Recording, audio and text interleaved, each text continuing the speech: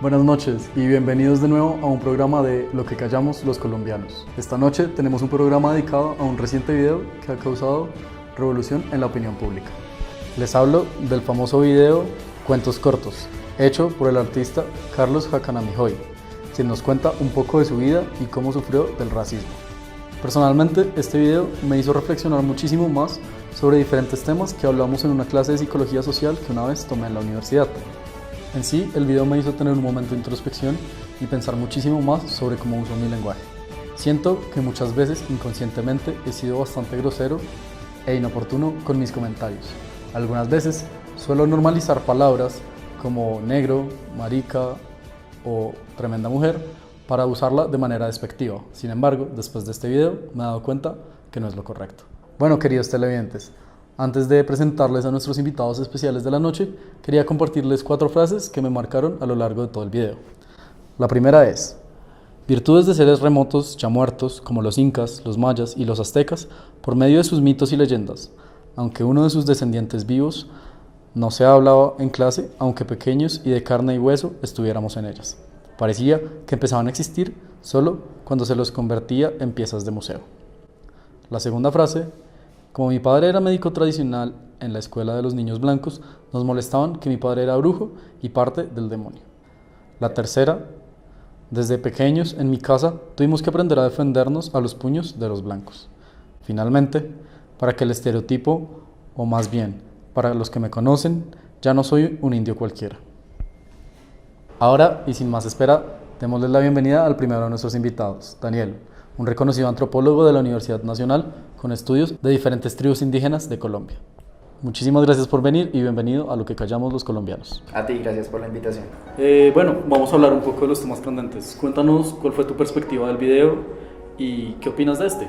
Claro que sí, bueno, respecto al documental del señor Jacanamijoy, pienso que es bastante fuerte, es bastante impactante y bueno, realmente siento que en general los comportamientos y los detalles de uno en el día a día te hacen como reflexionar, ¿cierto? Totalmente de acuerdo, también sentí algo parecido a eso, tuve un sentimiento de culpa, tal vez como de rencor contra mí mismo. ¿Tú sentiste algo de eso? Ahora que lo mencionas, realmente sí sentí empatía en un momento con él, pero también sentí culpa en un momento conmigo mismo. Culpa. ¿Quisieras explicarnos un poco más de ese sentimiento? Bueno, es que lo que sucede es que a lo largo de mi vida, sin querer queriendo, ¿cierto? Digamos que yo, gracias al documental, hice una introspección y me di cuenta de que día a día realizo comportamientos que son racistas.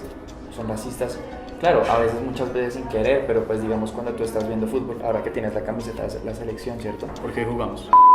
El caso es que muchas veces, digamos, yo veo a Cuadrado, ¿cierto? Y Cuadrado llega y la embarra. Y llego y digo de repente, negro y que no la pasaba antes, ¿cierto?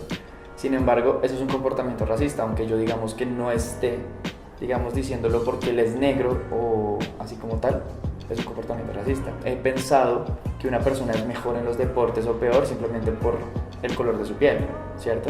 Entonces, realmente eso es un comportamiento pues racista y falaz, porque realmente una cosa realmente no tiene que ver con la otra. No tiene significado ni correlación con la otra.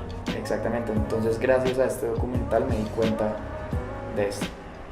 Bueno, Daniel, y cuéntame empatía, ¿por qué sentiste? Bueno, y empatía realmente porque yo en lo personal viví 3 años en España y allá digamos que por el simple hecho de ser colombiano sentí varios comportamientos por parte de las personas apenas yo les decía que era colombiano. Digamos que yo no les decía y me trataban de una forma, apenas ya les había dicho no, yo nací en Colombia, tal cosa, me empezaban a tratar de una forma distinta, ¿sabes? Si tuvieras que elegir 4 frases que te marcaron del video, ¿cuáles serían? Bueno, realmente mira que hubo bastantes, ¿sabes? Hubo bastantes frases que me marcaron durante todo el video, pero las 4 más importantes te las voy a leer, ¿te parece? Entonces la primera dice: parecía que empezaban a existir solo cuando los convertía en piezas de museo. Y cuando nos nombraban, apreciábamos, pero éramos señalados como lo peor. Es así como en uno de los primeros recuerdos de mi vida va asociado directamente a un caso de racismo sin haber siquiera sabido que ese tipo de discriminación y segregación se llamaba así. Muy interesante. ¿Sí? Entonces, la segunda frase que me pareció realmente muy importante es cuando él nos contó que estaba viviendo en Venezuela con su madre. Sí. Entonces, dice así: pues yo tendría unos 4 años y recuerdo que caminaba con mi mamá en Barquisimeto, Venezuela. Unos niños, acompañados de unos grandes, se burlaban de nosotros con gritos similares a los que hacían los indios. Gritos similares a los que hacían los indios cuando se peleaban con los carapálidas en las películas gringas de vaqueros. Claro, y volvemos a ver los marcos. Consideran que cualquier persona indígena, ya por naturaleza, debería ser igual a los que vieron en las películas. Exactamente, lo que me llama la atención, ¿sabes qué es? Que él indica que van acompañados, los niños van acompañados de otros grandes. Okay. ¿Cierto? Entonces digamos que los grandes permitan el comportamiento igual a bala que lo que hacen los niños no está mal. ¿Cierto? Entonces eso me llamó la atención en ese pedazo. La tercera frase dice: todos los presentes en la ceremonia de grado volcaron su atención sobre mí y mi familia. Todos, hasta el rector, se tomaron fotos con nosotros. Y no me pareció nada extraño que hasta ese día, el día que me iba de la universidad, todos se dieran cuenta que habían tenido en sus aulas un indio de carne y hueso. Increíble que, siendo un artista tan destacado hoy en día, en aquella época, digamos, no se supiera sus orígenes. Y tal vez me deja reflexionar que parte de su fama también puede ser por sus orígenes, que posteriormente se vino a saber cuando se graduó. Es una teoría y no se puede saber nada, pero pues quién quita. Exacto, a mí me parece que es interesante lo que él indica cuando él dice que en su ceremonia de grado todos estaban usando él y su familia por bajo presupuesto tenían que usar las ropas nativas de su pueblo, ¿cierto? Las ropas de, digamos, de ceremonias. Sin embargo, por ser, digamos, que tan excéntrico y tan distinto, digamos, que a la norma que rige en esa sociedad, ¿cierto? De la Universidad Nacional, los grados y todo, hasta el rector decidió tomarse una foto con él como si fuera, no sé, un monumento o hasta un animal o algo así exótico, ¿sí me entiendes? Y hasta eso lo hizo sentir, eso lo marcó, si él lo comenta en el video es que no lo hizo sentir cómodo. No lo hizo sentir a gusto, es algo nuevo para él también, digamos. La última decía: un señor rico, uno de los coleccionistas de mi obra, hizo una cena en mi honor. Cuando llegué a su casa, el celador no me quería dejar pasar porque sospechaba de mí, quién sabe por qué. Dijo así: el doctor no atiende a esta hora si es que usted viene a buscar trabajo. Me lo dijo en tono mandón y mirándome con desconfianza. Claro, eso quiere decir que simplemente por su aspecto físico, seguramente por su color de tez, el celador pensaba que iba a hacer cualquier cosa menos ser el invitado estrella de la noche. Exactamente, incluso le indica después que cuando ya el celador es, digamos, que reprendido y se le aclara la situación, no le creía. Muchísimas gracias por tu aporte. Vamos a Gracias. introducir a la nueva invitada, Sofía Ramírez. Ella es una reconocida profesora de psicología de la Universidad de los Andes. Hola Sofía, ¿cómo estás? Muchísimas gracias por aceptar nuestra invitación a Lo que callamos los colombianos. Muchas gracias por la invitación. Bueno, pues creo que como a todos, a mí el video me impactó mucho. Creo que lo que más sentí cuando estaba viendo el video era como un sentimiento de incomodidad. Es uno de esos videos que lo pone a uno a pensar y reflexionar en cómo hacer un ejercicio de introspección de cómo se ve uno en eso que la persona está diciendo, cómo está uno involucrado, cómo ha sido parte de toda esta situación. Y creo que eso fue lo que más incomodidad me generó, porque me di cuenta que yo misma he tenido comportamientos como los que él denunciaba.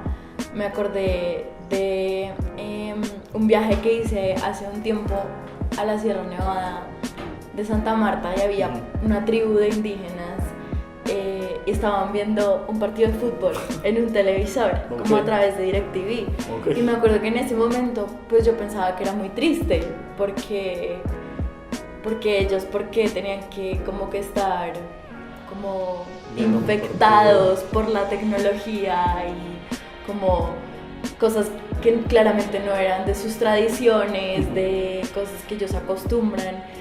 Entonces yo decía, pues eso no debería pasar, pero cuando veía pues el video de Hakan Amijoy, yo decía, pues en verdad, ¿quién soy yo para decir?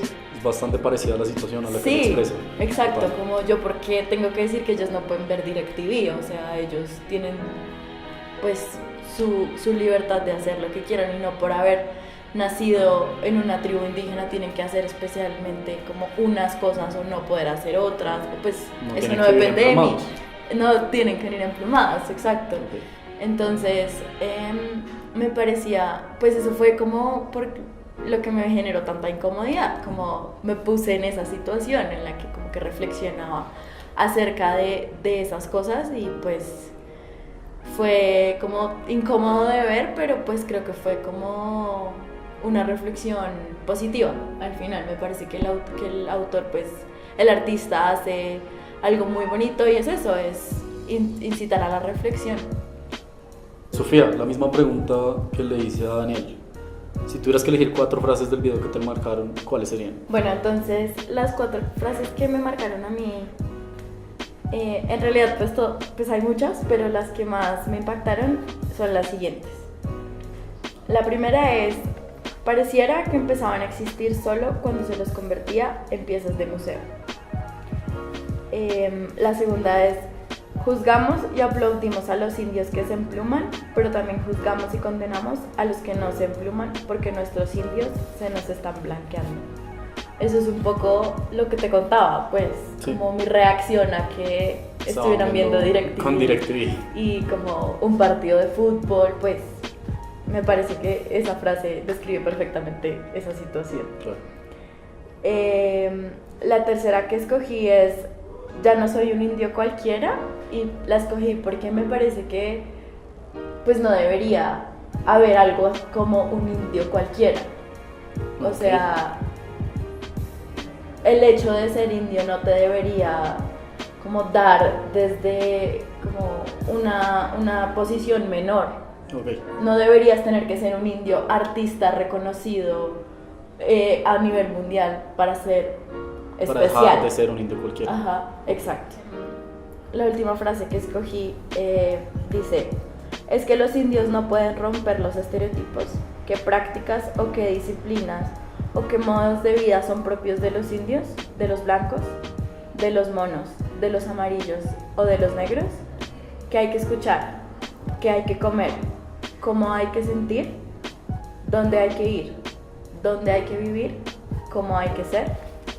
Esa es una frase que él dice al final del video y pues a mí me parece que, porque claramente lo que pasa con la problemática que él habla no es solo de los indios. No, es un racismo en general. Es un racismo general, exacto. Entonces ahorita estamos hablando de un racismo de los indios en Colombia, pero vamos a Estados Unidos y es un racismo contra los negros, contra los latinos, contra los árabes.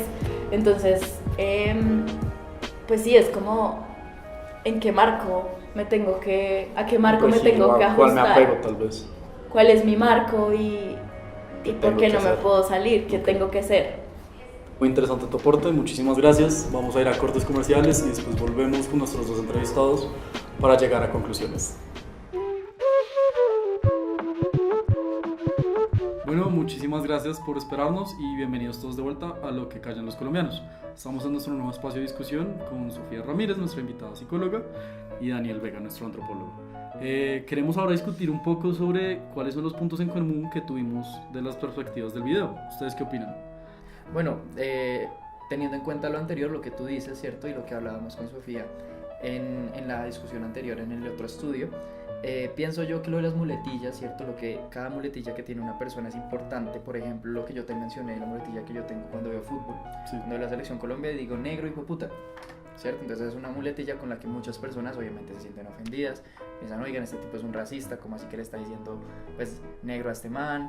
Y aparte le está diciendo tal cosa, ¿cierto? Pero pues realmente es una muletilla con lo que la persona digamos que va arraigado, ¿cierto? Sí. Con el pensamiento, no sé, yo pienso que eso es igual, a pesar de que es una muletilla no es una excusa para, digamos, que el mal comportamiento de la persona, ¿cierto? No sé, igual es un comportamiento racista, a pesar de todo. Para mí, me parecería que fue que todos usamos determinadas muletillas o cometemos ciertos errores muchas veces sin darnos cuenta, tal vez lo normalizamos en nuestro lenguaje. ¿Tú qué opinas, Sofía? Sí, yo creo que igual hay otra cosa interesante y es que todos como que hicimos un ejercicio de reflexión como muy interno de cada comportamiento que cada uno tenía o cómo podíamos relacionar pues lo que veíamos en el video con nuestras experiencias propias. Digamos, yo pensé en un viaje, o Daniel pensaba en su tiempo cuando vivió por fuera, como que para todos pues eso fue una cosa que incitó a la reflexión. Por supuesto. De acuerdo. Creo que entonces el punto en común es que primero a todos nos hizo una reflexión, nos hizo reflexionar, ver una introspección y darnos cuenta que muchas veces tomamos ciertas palabras o nuestro lenguaje, adoptamos ciertas muletillas que no deberían ser usadas, y creo que ahora todos estamos de acuerdo que también seremos más conscientes al momento de hablar y de acuerdo. ver puntos en diferencia creen que teníamos cada uno. Pues a mí me parece interesante que, digamos, Daniel en un momento habla como del entendimiento, como de empatía con lo que el artista sentía, o pues lo que describía que sentía, y yo en cambio estaba del otro lado. Yo como que no lo estaba sintiendo, o no estaba viviendo esa experiencia, sino que yo era la que estaba como perpetuando pues el estereotipo, como que estaba generando el ataque, por así decirlo. Como que nos pusimos en posiciones distintas. Claro. Entonces creo que también podríamos decir que muchas de las diferencias que tenemos son también derivadas del contexto en el que cada uno vivió o en el que cada uno sintió la experiencia, ¿cierto? Tú desde un punto de vista como visitante y teniendo en cuenta pues que fuiste, digamos, al hábitat de un indígena, mientras tú fuiste totalmente opuesto y tuviste que visitar o pues vivir, estar en el hábitat de ellos, siendo tú la minoría. Exactamente. Y listo. Bueno, para terminar esta parte del programa, les quería preguntar, cada uno dijo 4 frases, pero los voy a invitar a que lleguemos a 4 en común. Listo. ¿Cuáles les parece a ustedes que han sido las más importantes o en las que podríamos resumir de una mejor manera el video? A mí me parece interesante la que tuviste del museo. Si quieres retomamos esa. Sí, y creo que esa la teníamos en común todos, de hecho, Sí. como que la mencionamos en algún momento. Exacto, diferentes partes. Sí, entonces, bueno, textualmente el artista dice: virtudes de seres remotos ya muertos, como los incas, los mayas y los aztecas por medio de sus mitos y leyendas. Aunque de sus descendientes vivos no se hablaba en clase, aunque pequeños y de carne y hueso estuviéramos en ellas. Parecía que empezaban a existir solo cuando se los convertía en piezas de museo.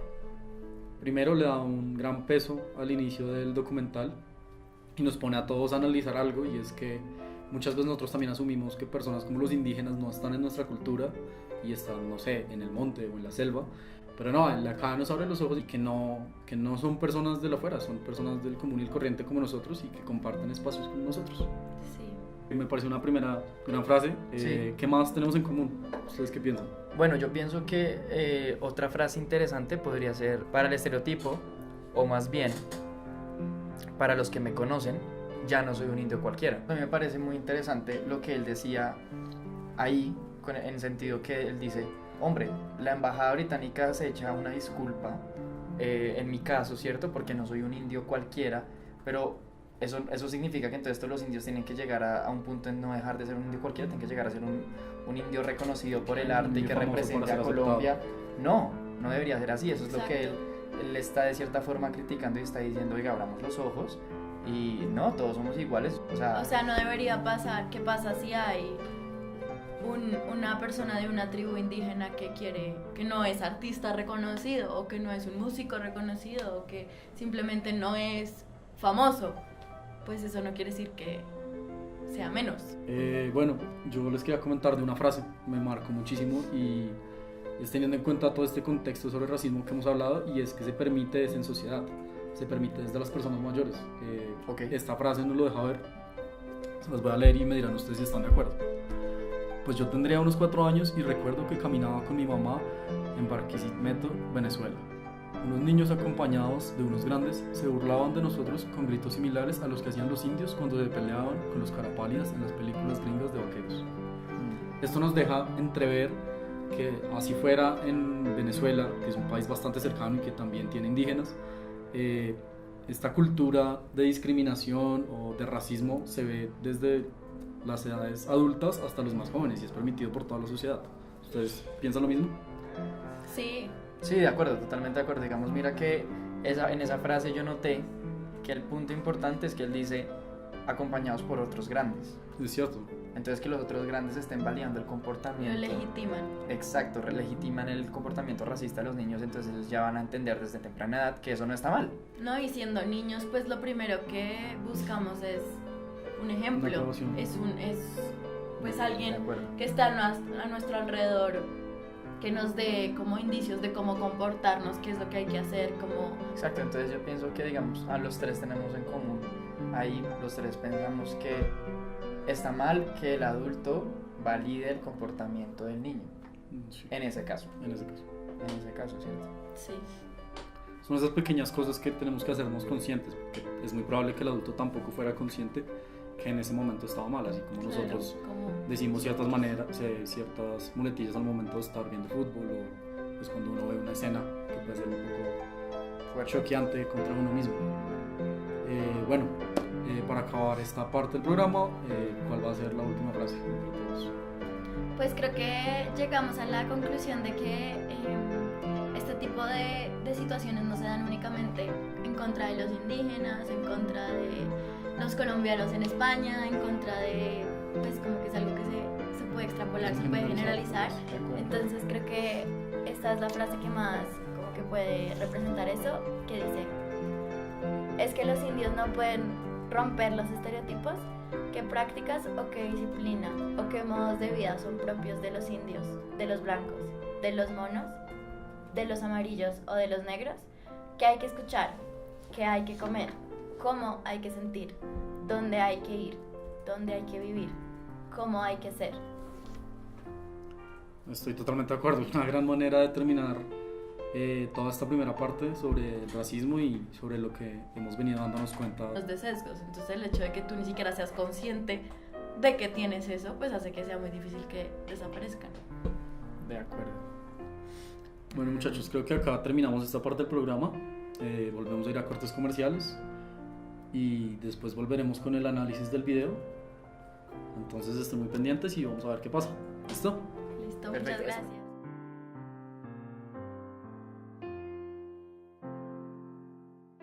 Muchísimas gracias por esperarnos y por estar acá de vuelta con nosotros. Ahora vamos a mostrarles un video a nuestros dos especialistas invitados y vamos a discutirlo posteriormente. Este video es un Room My Life en el cual explica un poco más sobre diferentes tipos de racismo. Vamos a verlo. Esta es la historia de un hombre negro, guapo, joven, boxeador y macho. Este hombre decide salir de fiesta a un reconocido bar de su ciudad llamado Teatrón, característico por ser de un ambiente tolerante e inclusivo. En mitad de la fiesta decide también consumir una droga que lo pone en un estado reflexivo. El hombre está bailando en una zona de la discoteca donde hay parejas de diferentes orientaciones sexuales y se le acercan diferentes mujeres atractivas a conquistarlo. De inmediato, él no quiere y las rechaza. Lo anterior lo hace entrar en un momento de reflexión personal. Yo soy un sujeto ya constituido. Parte del problema de la vida política contemporánea estriba en que no todo el mundo cuenta como sujeto. El multiculturalismo tiende a presuponer unas comunidades ya constituidas, con unos sujetos ya establecidos, y lo que está en juego es la existencia de unas comunidades, no del todo reconocidas como tales, de unos sujetos que estando vivos no están considerados como vivos. Las personas presuponen cosas de mí. Me constituyo